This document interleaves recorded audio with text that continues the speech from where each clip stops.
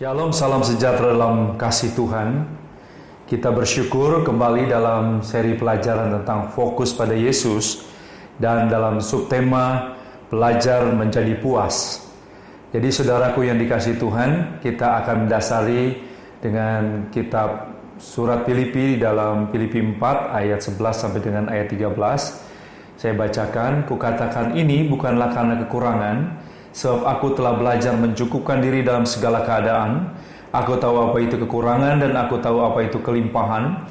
Dalam segala hal dan dalam segala perkara tidak ada sesuatu yang merupakan rahasia bagiku, baik dalam hal kenyang maupun dalam hal kelaparan, baik dalam hal kelimpahan maupun dalam hal kekurangan. Segala perkara dapat kutanggung di dalam Dia yang memberi kekuatan kepadaku. Saudaraku yang dikasihi Tuhan, Rasul Paulus mengatakan ini dalam posisi yang sudah sukses secara jasmani dan juga secara rohani. Saya percaya untuk mengatakan hal ini kita perlu belajar banyak di dalam kehidupan ini. Dan saya percaya kalau puas itu secara jasmani, tidak akan ada sesuatu pun yang bisa memuaskan kita secara jasmani. Karena kitab Pengkhotbah pasal 5 pun mengatakan hal yang demikian. Pasal 5 ayat 10 katakan, siapa mencintai uang tidak akan puas dengan uang, dan siapa mencintai kekayaan tidak akan puas dengan penghasilannya. Ini pun sia-sia. Seorang saudaraku seperti Raja Salomo yang memiliki segalanya pun tidak puas dia. Jadi secara fisik kita tidak bisa merasa puas. Bahkan secara jiwa kita pun nggak bisa menjadi puas. Kita punya segalanya pun saudara bisa melihat dengan mata kita, apapun kita punya mata, kita bisa lihat sel ataupun kita bisa melihat keindahan, kita bisa pergi kemana-mana, itu pun tidak bisa membuat kita puas. Yang bisa membuat kita puas adalah secara rohani, saudara.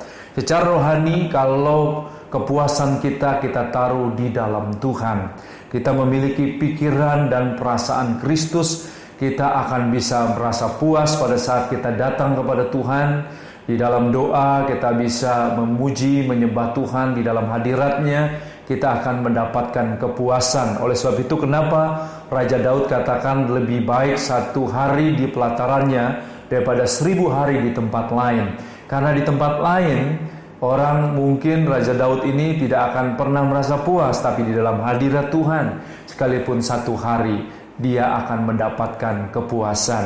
Cuma hal-hal yang rohani yang membuat saudaraku tubuh dan jiwa kita bisa kuat. Oleh sebab itu kekuatan rohani berdampak kepada kekuatan tubuh fisik dan jiwani juga. Oleh sebab itu hal-hal yang sangat penting adalah dari dalam keluar kepuasannya, saudaraku.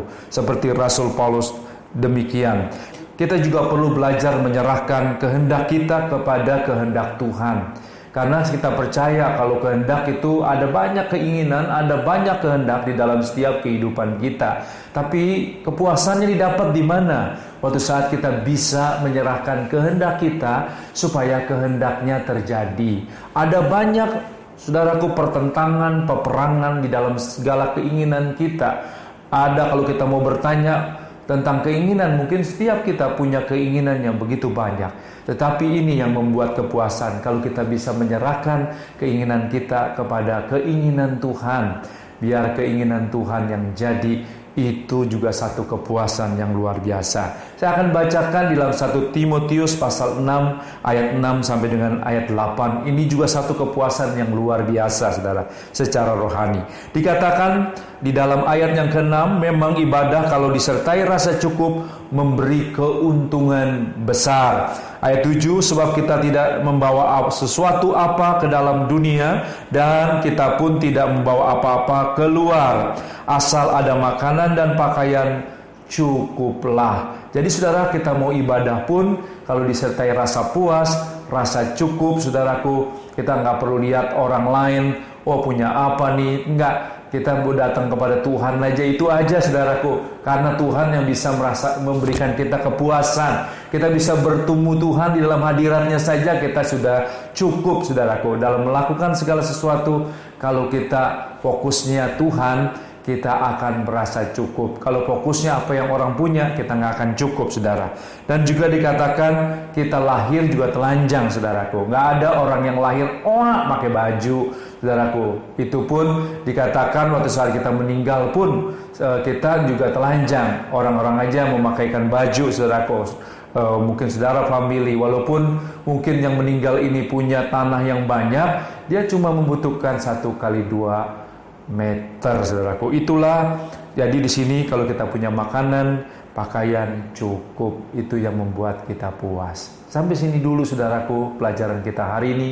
Nanti kita akan sambung lagi. Tuhan Yesus memberkati kita semua. Shalom.